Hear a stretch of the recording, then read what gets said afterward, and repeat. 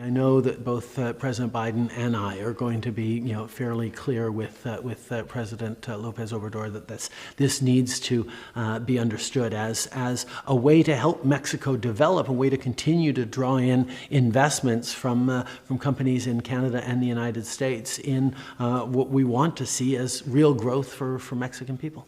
What's your message going to be to the President Obrador on that? Well, it's the same message I brought up with him last year around now. Canadian companies have invested about $13 billion in energy infrastructure in Mexico. $5 billion of that is specifically around renewables.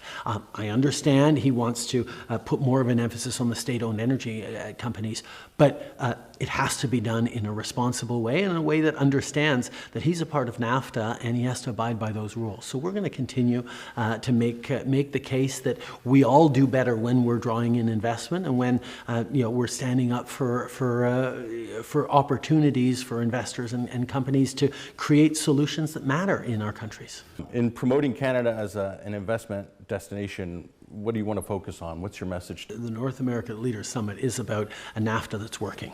It's about creating jobs, opportunity, and growth across our countries, and that Canada is a solid player in that, whether we're talking about critical minerals, whether we're talking about battery supply chains, whether we're talking about trade with the rest of the world as well. Canada is remarkably well positioned to draw in investments that are going to benefit North America and the world. You're going to have a bilateral with him while you're there. Is that kind of your message to him in that bilateral, or are there other issues you want to bring up? I mean, a big piece of it is how we make sure we're maximizing the economic opportunities. Obviously, we're facing a world with a high degree of economic turbulence coming in the coming months, whether it's supply chains, whether it's the war in Ukraine, whether it's inflation and interest rates and all those things that come together.